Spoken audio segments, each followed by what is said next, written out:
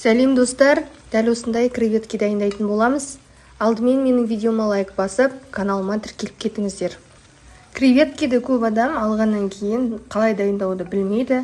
Сол туралы шағын видео түсірген болатынмын. Видеоны соңына дейін көріңіздер. Креветкиді сатып алғандағы түрі осындай болды. Динадан супермаркеттен сатып алдық. Енді дайындауға кірісеміз. Ең алдымен табаны алып, қыздырып, оған май құйып аламыз. Майды да ондай қатты көп құймаймыз, нормамен құямыз.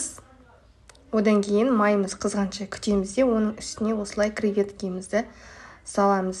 Мен де креветки, үлкен креветкиді алдым. Оның алдында жалпы кішкентай креветкелерді алып жүретін болдым.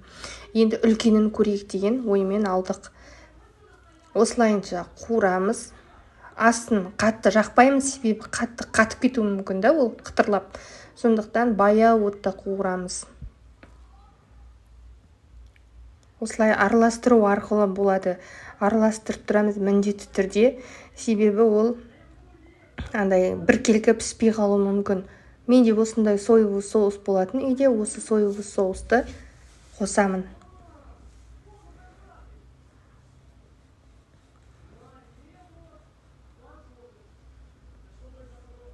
Қосып тоже араластырып аламыз.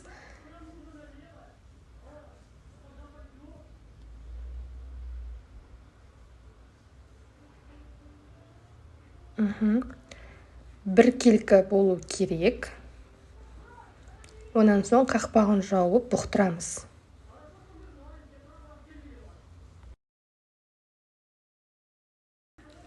Қақпағын жауып бұқтырып алғаннан кейін баяу отта әлі де қуырамыз.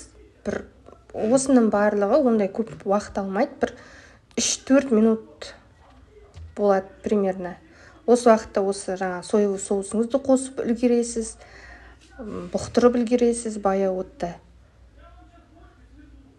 Міне уже креветкеміз дайын болып қалған.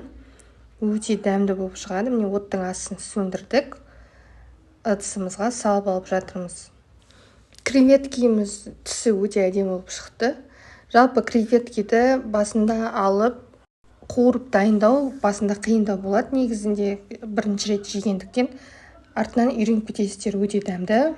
Жеп көргісі келіп жүрген адамдар болса, алып жеп көрулеріңізге кеңес беремін. Бізге ас болсын. Сау болыңыздар.